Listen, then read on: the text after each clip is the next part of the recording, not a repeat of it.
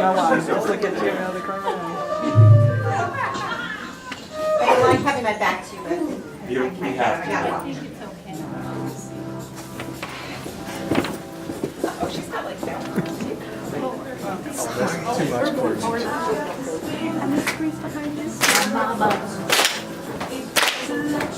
Oh yeah. Oh. I can do that. This part I don't. Yeah. Yeah.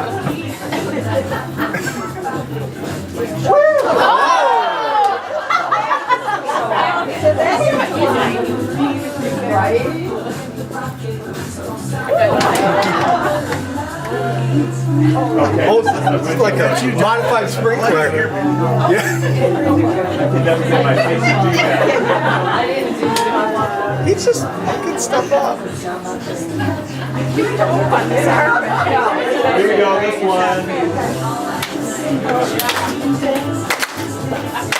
Oh yeah. Oh yeah.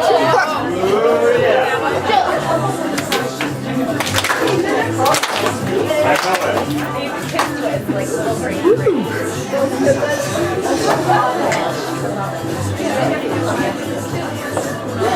Now you got it. Look at it. Yeah. Yes, back is too Look at that. Woo. This one.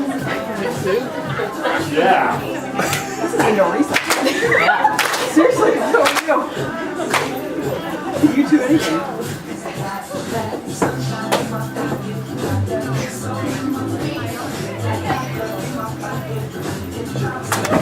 Break that. On the toes. Okay.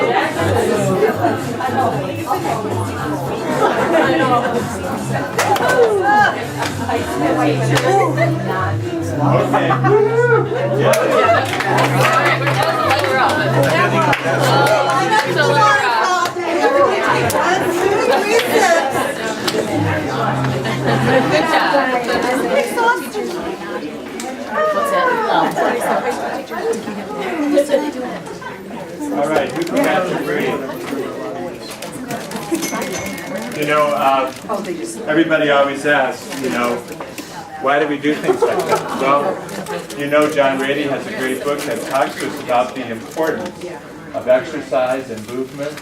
And so we've got your brain, your dendrites firing. You're ready for great learning this afternoon. With Aaron coming on, you could tell I didn't breathe while I was dancing. It's kind of like where our teacher said, you mean I can't do art? Just did, and all of the phenomenal work around the instructional rounds that are happening. Many of you have already participated in one or several of those. I know at one of the schools, one of the early schools for rounds, when they were around in the different classrooms, a team was in a kindergarten classroom, and the teacher so wisely used Go Noodle, and it actually had to do with literacy. It had a book involved, and the kids were moving, and it was a transition between a whole group instructional piece and the movement into what they were going to do next. And it was just one of those things that I just heard about because it was a celebration that our schools that we're serving know the whole child.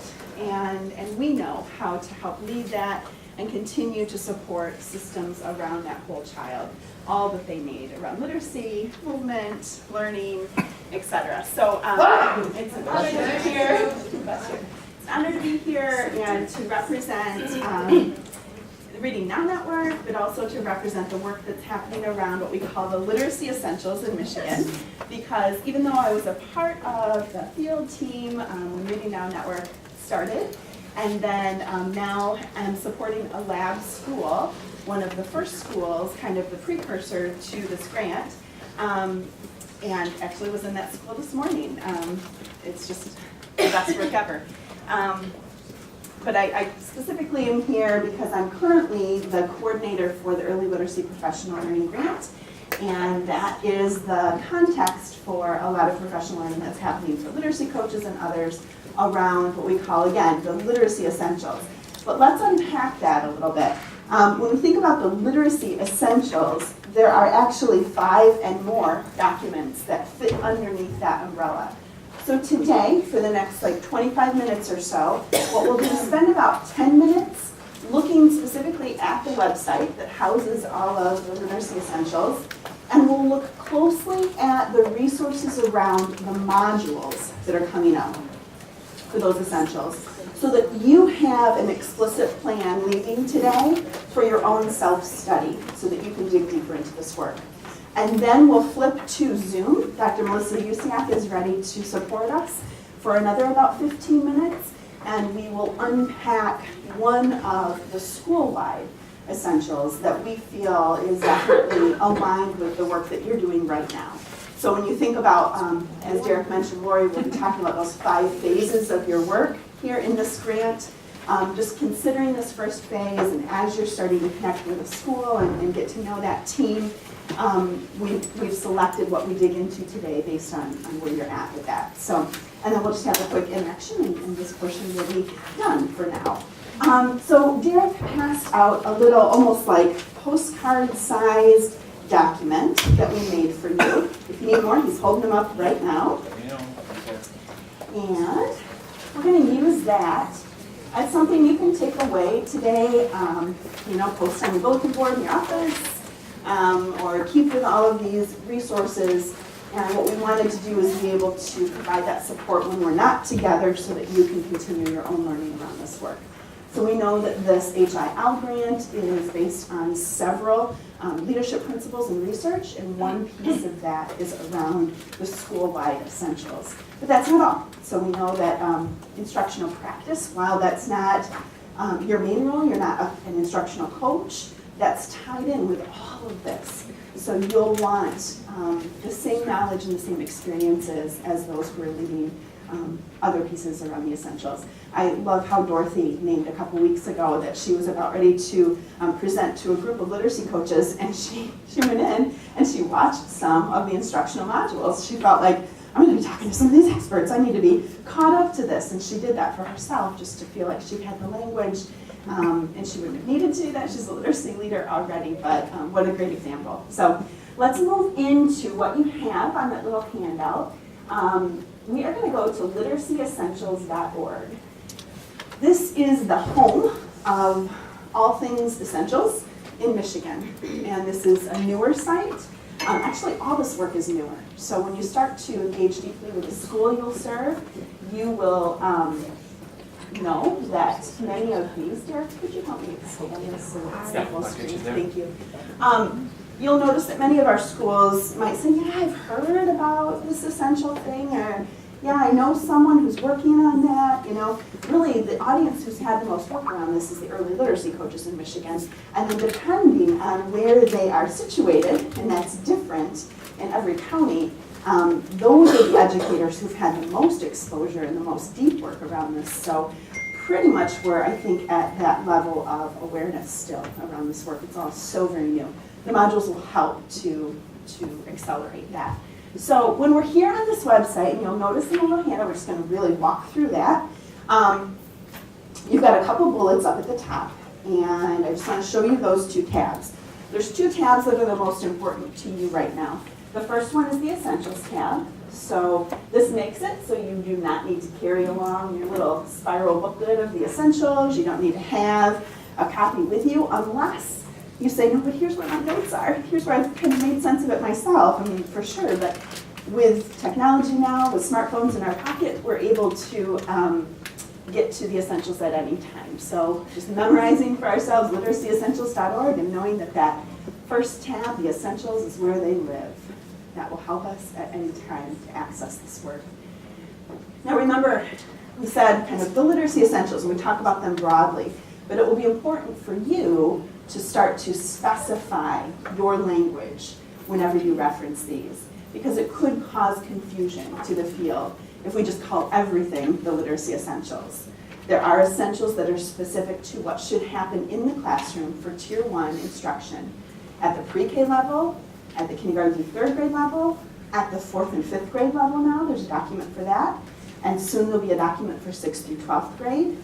There's also a resource in process with a new team on a birth to 3-year-old essentials document. It's very exciting. Yeah, thank you for sharing that excitement. We can't wait. When you think about Michigan and all of our efforts around literacy, really it is that birth to 12 and beyond continuum that we really need to center in on. So these resources are providing a baseline. They do not dictate program. They do not tell schools how to lead. They do not tell schools what they might choose as far as goals within those essentials. At the same time, it is a nice baseline that not only Michigan is using, but several states in the country are using this now and continue to come and ask our team if they can use them. Even Australia is using this work. So it's kind of exciting for Michigan to start to lead in something again. But this is a good tab. This is a tab that we need. You know, we'll want this tab at our fingertips. But today, I really just want you to see this other piece. It's called supporting resources. Second bullet down on your piece of paper. And I want to show you these 1, 2, 3 pieces so that you can navigate to this confidently on your own. So when you go to supporting resources, you have a few options. So it talks about the essentials. All that does is take you back to the essentials in case people weren't here first. And then we have training modules. And we have sample videos. So the sample videos are all of those high quality classroom videos that are embedded in the training modules, but they're on their own YouTube channel. So when you want the down and dirty vision of this work, because you really might not have the time that Dorothy had to go through whole modules, you know, at some point in your work, then you can always access those sample videos. Or if you're really fluent with YouTube, you could follow the Michigan virtual team that is putting out the sample videos, and you could always access those whenever they come out. So, but today we're going to take a look, number 1 right here, at the training modules. And you'll see yellow highlights on this document because these are our recommendations here in this phase 1 of your work for you to take on your own time. So let's look at those training modules really quickly. When I click, I have 2 different choices. Our number 1 here is on instruction for K-3. The second underlined piece is on the instructional coaching. Let's just look at the core Tier 1 instructional practices for kindergarten through 3rd grade. That's what's up right now. And we just click on that, you see the essential document, but then you have the modules. When you click here at the modules, this is your portal to everything module. Okay?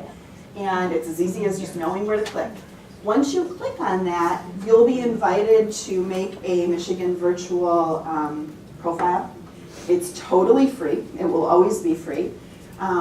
You also have the option to receive SCECHs for this. So you put in your PIC number if that's necessary, and then you move forward at the pace that you decide. There is not a personal moderator of these, so you don't have to worry about being in lockstep with other learners, like in other kinds of modules you might have participated in. This is truly a self-directed study. So when we click there, I'm not going to move through all of that, just honoring our time today, but when you click there, you are sent right to that Michigan virtual portal. And see, here's even directions. So right down here, you can even click right to those documents. But again, I would get off on a rabbit trail if I started to click on all of those things. I want to honor your time and get on with the other important work for today. So take a look at the document. So you know specifically there are going to be 10 modules, 1 per instructional essential. And 3 are out, 4, so module 1, 2, and 3 are already out, aligned with essentials 1, 2, and 3 for kindergarten through 3rd grade. Module 4 is ready, so it will be out as soon as possible. And then the rest of them are going to be released periodically until September of 2018, and that's the deadline to have them all set. These are being created very closely with the same team of researchers who helped establish this research base to begin with. So we can trust that the content, not only in the modules where you're learning the specific content, but in the videos, everything has been designed by the top names in our field. So it's really exciting, and sometimes that affects timelines, and we all just choose to be patient because we want the best to come forward for our field and for our kids, and that is being realized right now. You know, that estimate right there about each one being about an hour of time to complete, that's varying based on the essential. But just so that you know, for your own planning, you can always stop and start. You don't have to finish them all in one fell swoop. You can absolutely pause and just pick up where you left off. And we do ask that you please complete these as they're released. So the same thing is true, just really quick, for the coaching practices. Now, we changed our recommendations to you around the coaching practice modules because, honestly, you aren't instructional coaches. So we want to acknowledge that flexibility. These coaching modules, the second choice here, when I go to supporting resources, so now I'm on number 2, these coaching modules are still valuable for you, and it might be valuable just through the lens of knowing what literacy coaches are basing their work on in Michigan and knowing that research base. Just so you know, there are 4 modules that will come out total in that work.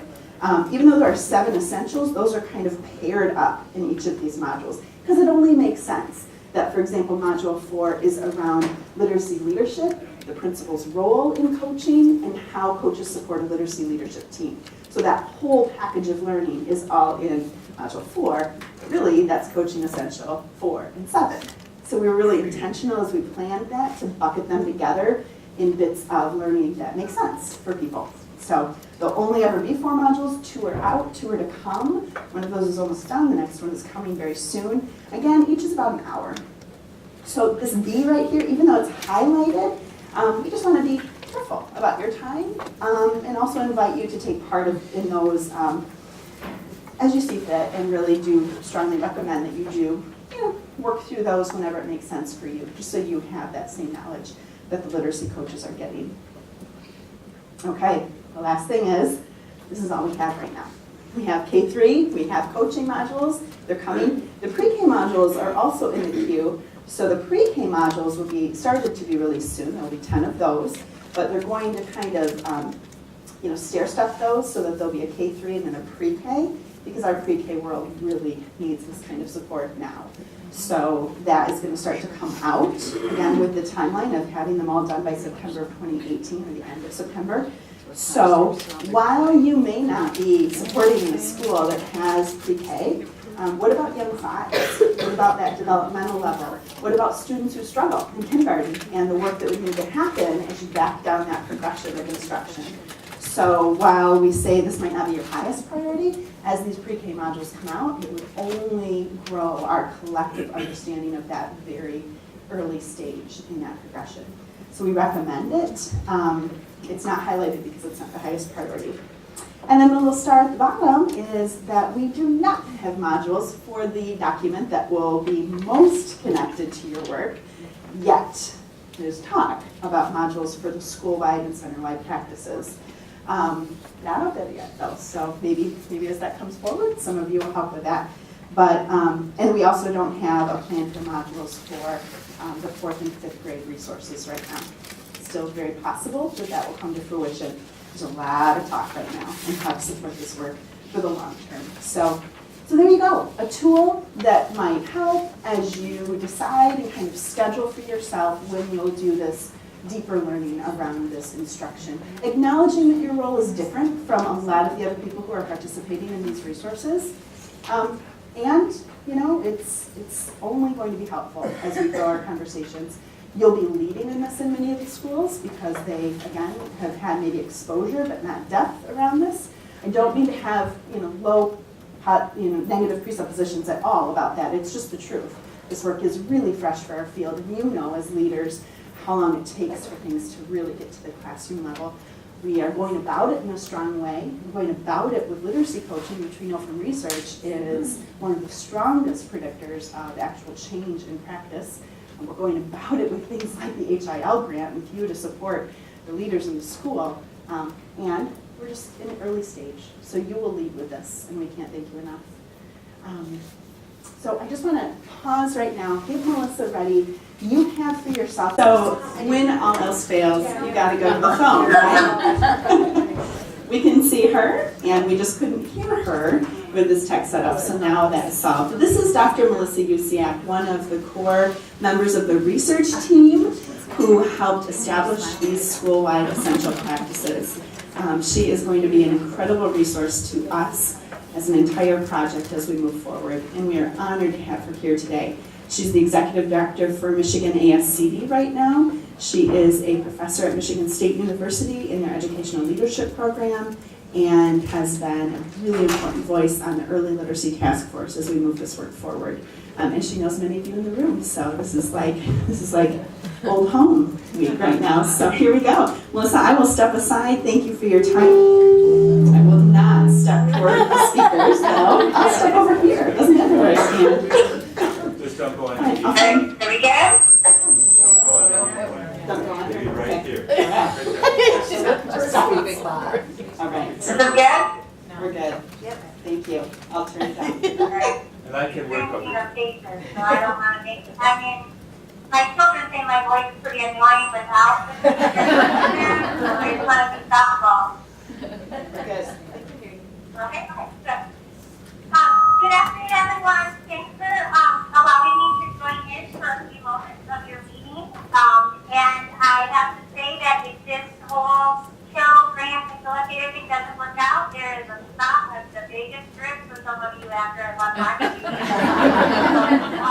Feel very confident you're multi-skilled, so that will come in handy. And I get to see Derek dance pretty regularly. I think he practices a lot, but I always look the best in the room, by the way. You want to get strategy. So I'll be thoughtful about time, because I know you're doing so much you've been doing. I'm sure you're a bit overwhelmed with details, just like anytime we ask learners to sit and take in and be thoughtful and process a lot of information. But I just wanted to say thank you again for giving me a few moments of your time today in your collective learning space.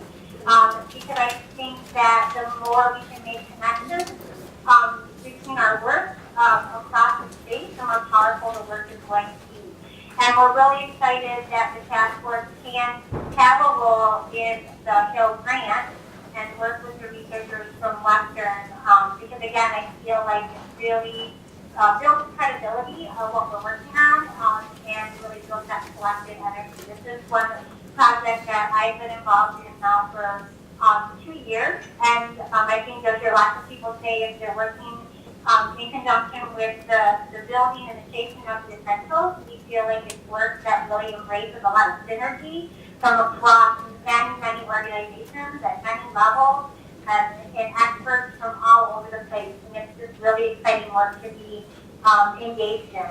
I was brought on along with Dr. Christy Cooper-Stein, who is one of my colleagues here at Michigan State. We're both faculty in the K-12 Education Administration Department, and she was asked by Tanya Wright, who's one of our colleagues here at Michigan State in teacher education and now Duke, who used to be here and now at U of M, as you know, to kind of come on board and try to help define some research-based essential practices that really need to take place at the school and systems and districts and beyond level to help leaders really shape the work. We cannot underestimate the pivotal role that the principals you're going to be working with have in all of this work. Any sort of initiative, I'm sure that you know, and this is no exception. And so we wanted to, as a literacy task force, really develop what were some essential practices that leaders could start to think about and ensure are in place in order for those classroom practices to unfold. And if you've ever worked in any sort of a classroom or even middle management, and you get a certain point in the work and growing, and the system beyond you is not where you are, it's very stifling, it's discerning, and it stops you in your place. And that can be an extremely frustrating place to be when you know you're doing work that makes a difference for kids. And so I've been in that position as a school principal when we were doing different things over the course of those years. So we really want to prime our leaders to know what's to come if they want to have a school community that embraces these classroom essentials and these coaching practices as well. We want to prime the leadership for this really, really important work. And when I say systems, school-wide, center-wide, we really need leaders at all levels to be embracing these essentials. And so I know now you've had a chance to speak to a lot of superintendents, so leaders of districts from across the state at one of their conferences recently, and I think you really started to create some momentum. And we want to follow up with that through your work and other work to really get not only superintendents, but those people at central office that are charged with making sure curriculum, teaching, learning, assessment are in place, and then those building level teams and leadership positions as well. So when we say leadership, we're really talking about leadership in a broad sense, and we really are hoping school-wide essentials are going to help you to start to identify where you can begin to support the leader, and as we'll see in essential number 1, the leadership team.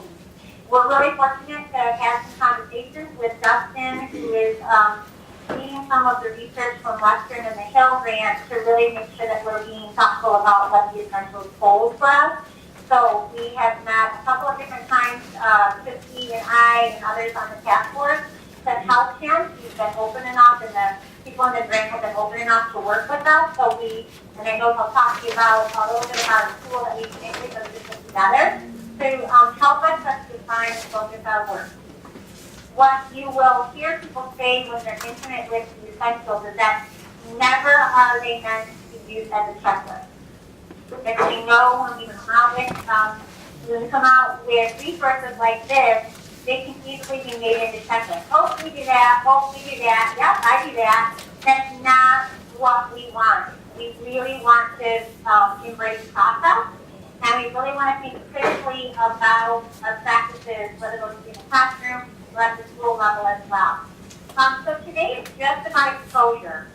There's a lot. I'm sure you're getting exposure in a lot of ways today. We're not going to have a chance to really delve in and dig in. But fortunately, your work extends far beyond today, and you'll have that opportunity, and you're going to learn right along with the people that you're working with in the schools that you are partnering with.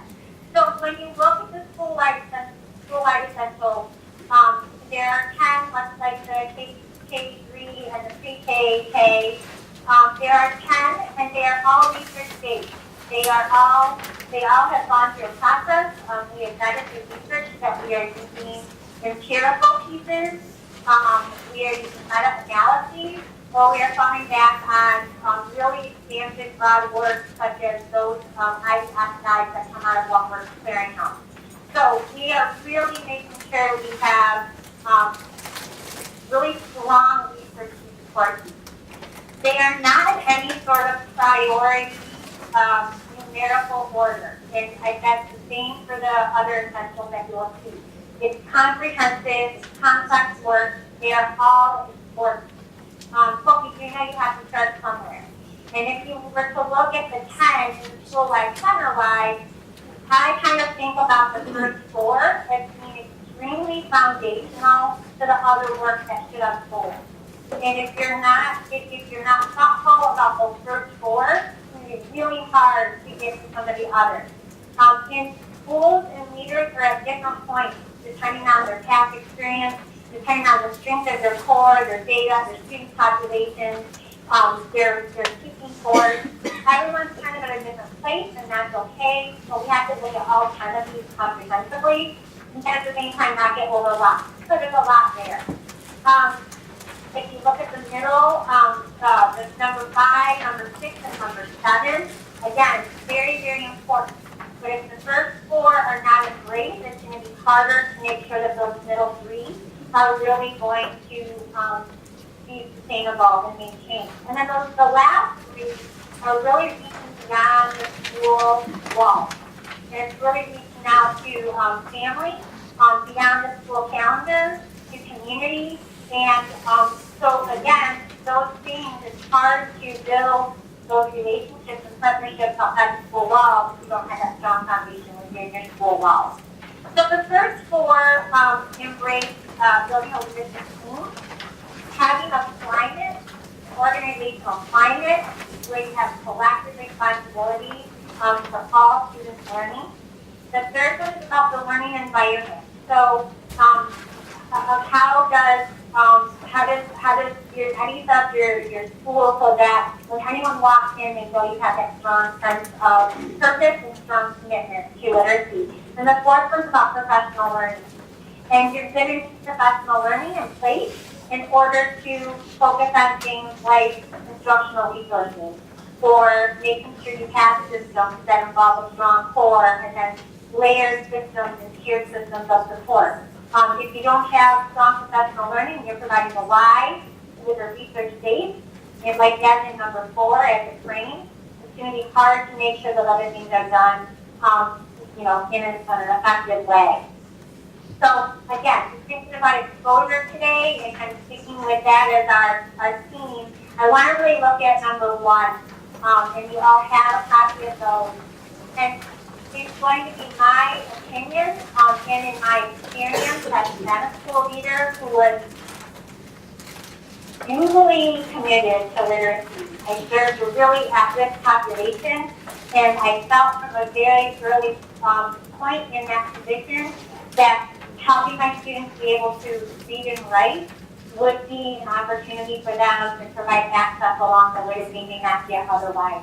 And that is what we wrapped ourselves around at school. I also studied the literacy content knowledge of elementary principles in my own dissertation and my own research studies here at Michigan State. So this is near and dear to me, all of this work. But if you think about honing on number 1, that is going to be a really important place for you to think about and for you to reflect as you get to know your school community that you're going to be working with. Again, Dustin's going to show you and help you with the protocols along the way that will help you continue to design this work. But if you just look at number 1, we're talking about a leadership team. Because not every elementary principal, not every curriculum director, not every superintendent has a deep, rich understanding of how literacy is taught and how literacy is learned. But we do in our common training and practice and leadership development know that systems and distributing leadership is essential. And so when we look at those different bullets under number 1, we're really thinking about, does the leadership team and coming to work with them? First of all, does the principal have a leadership team? That's going to be a really important thing to start asking about and looking for. Is on that team their representation of team members with a strong literacy expertise and background? Because it may not be that principal. And that's okay, helpful, yes, wonderful, yes, and amazing, and will it be a dream, but it's not going to happen. So have they built their coalition with expertise at the table? Do they, as a leadership team, understand and promote the use of high-quality curriculum, instruction, and assessment, and the links between those three? So do they have conversations about how their assessment system provides data that then can inform their instruction, which then leads them to selecting materials, not programs? Just like Aaron said, we're not promoting programs in any of these essentials, we're promoting practices. So does that team have conversations about those three things and how they link together? Do they have a vision, a mission, and a set of goals that drive the work? That's a pretty easy question to ask. Have you had a conversation about shared values? Have you done any revisioning, remissioning? Have you revisited the stagnant, one sentence phrase that's posted on letterhead and magnets and all over? If it doesn't embrace the work and it's not living and it hasn't been shared and rallied around by the entire, not just the team, but the school, that's going to be a really good place to start. We don't do that enough in leadership in general, and we definitely need to be doing it when we're setting up the essentials for literacy. Does the team ensure that they have a comprehensive assessment system that not only looks at students' needs and identifies those students and their needs, but also looks at the students' strengths? That's going to be really important to think about. Do they have a comprehensive assessment system? Not just trainers, not just unit tests, but do they have a comprehensive assessment system? So asking questions and probing there is going to be important for your work. And does that assessment system collect multiple points of data to guide that teaching and learning? And not just quantitative data. Sometimes perceptual data is going to be have a role as well. And how does that fall into these multiple points of evidence? Do they have a collaborative problem-solving process? So one thing that I've seen that is happening in compliance with the third grade reading bill is we are mandated at schools to have instructional reading improvement plans for students who are not at grade level, K-3. What's happening is people are journeying to be compliant, and they're missing the opportunity to create a collaborative problem-solving process in which they have that conversation. And we're really missing a chance to leverage that compliance and commit to some strong data dialogue around student needs, so that the teacher isn't left to just figure things out on their own. They have a team that they can also draw from in their expertise. And finally, that last bullet talks about distributing leadership to build capacity. Because it cannot just be the one lead. It can't just be you as a facilitator. It can't just be the coach. So identifying who's on that team and are they starting to own and collect the responsibilities of that team to drive the work forward. I feel like if those things are in place, and that's not easy stuff. That's not going to happen in a month, right? And even if they have a lot of those things in place, it's still going to be important to have conversations and push something critically. Again, these are not check boxes. We have overused check boxes in our educator evaluation process, and we do not want to do it here. They are meant to drive conversation. And the tools that Dustin's working on, I think are really going to help provide some evidence to have further conversation and dig into this work further. So again, just some exposure, but based on quick conversations with Aaron, we thought it was really important to just get you into the school-wide, center-wide document, and also really think about how you as facilitators can start to collect some evidence of how strong that leadership team is that's working with that principal. Aaron, what did I miss, Aaron? Nothing. That was stunning. Thank you. and so succinct. So, would you happen to have a prompt for us to be able to just turn and talk and process a little bit? Yeah, I think one of the things I would like to start thinking about is, in trust and relationships is across all of this, right? And I want you to give yourself some grace, because you may have a relationship with these schools, but likely you're not going to. So, you have to, and I think you know that, but sometimes just hearing it is really helpful and validating. You're going to want to ease into that and give yourself some grace to build trust in relationships. Our sense of urgency is so great. I want all this in place like 5 years ago, right? Because I had kids who needed it 5 years ago. And your sense of urgency and theirs is going to be similar, but it's that balance of applying positive pressure, starting to look through a critical lens, while you're also, you're also providing support and you're building that relationship so that you can have that collective work around this.